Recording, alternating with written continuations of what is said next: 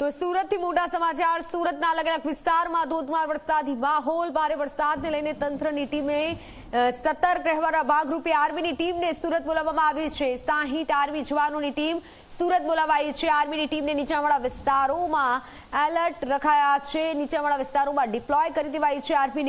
આર્મીની team નીચાણવાળા વિસ્તારોમાં deploy કરાઈ છે અને સુરતમાં અલગ અલગ વિસ્તારોમાં ધોધમાર વરસાદ। વડોદરાની આર્મીની ટીમને સુરત બોલાવવામાં આવી છે। 60 આર્મી જવાનોની ટીમ સુરત બોલાવાઈ છે। આર્મીની ટીમને નીચાણવાળા વિસ્તારોમાં ડિપ્લોય કરાશે। સુરતમાં પરિસ્થિતિ વિકટ છે। વાહનો ડૂબી જાય, લોકો અડધા ડૂબી જાય તેટલું આ પાણી છે। ઢીચણસમા પાણીમાંથી, કેડસમા પાણીમાંથી લોકો હાલ પસાર થઈ રહ્યા છે, જીવી રહ્યા છે। વિભાગ દ્વારા સુરત સહિત દક્ષિણ ગુજરાતમાં ભારે વરસાદની આગાહી આપવામાં આવી છે। ત્યારે ખાસ કરીને સુરત કલેક્ટર દ્વારા આર્મીની માંગ કરવામાં આવી હતી અને હાલમાં આપ જોઈ શકો છો બરોડાથી એક આર્મીની જે ટીમ છે તે ટીમ સુરત ખાતે આવી પહોંચી છે। આપ જોઈ શકો છો 60 લોકોની જે ટીમ છે તે ટીમ હાલ સુરત ખાતે આવી પહોંચી છે અને ત્યારબાદ આ તમામ લોકોને નીચાણવાળા જે વિસ્તાર છે તેમાં ડિપ્લોય કરવામાં આવશે।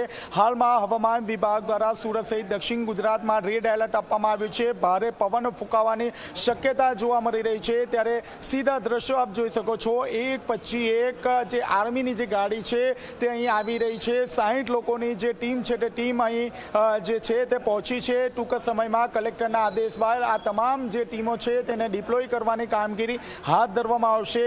સૌથી મહત્વની વાત છે કે આજે અને આવતીકાલે સુરત શહેરમાં ભારેથી અતિ ભારે વરસાદની આગાહી આપવામાં આવી છે। ત્યારે ખાસ કરીને કલેક્ટર દ્વારા તમામ પ્રકારની તૈયારીઓ શરૂ કરી દેવામાં આવી છે।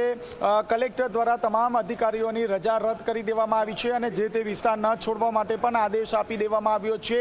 બીજી તરફ જે 5 પૈકી એક ખાડી જે છે સુરતની ભેડવાડ ખાડી ઓવરફ્લો થઈ ગઈ છે। હાલ જે ભેડવાડ ખાડી છે 7.40 મીટર ઉપર પહોંચી ગઈ છે, ભયજનક સપાટી ક્રોસ કરી ચૂકી છે। ત્યારે ખાસ કરીને જે નીચાણવાળા જે વિસ્તાર છે તેમાં કમર સુધીના પાણી જે છે તે ભરાઈ ગયા છે। લોકોને તાત્કાલિક ધોરણે અન્ય જગ્યાએ સ્થાનાંતર કરવામાં જે કામગીરી છે તે શરૂ કરી દેવામાં આવી છે। મ્યુનિસિપલ કમિશનર હોય કે પછી મેયર, આ તમામ લોકો હાલ ગ્રાઉન્ડ પર ઉતર્યા છે। તમામ લોકોને વિનંતી કરી રહ્યા છે કે તાત્કાલિક ધોરણે તેઓ આ સ્થળ છોડે।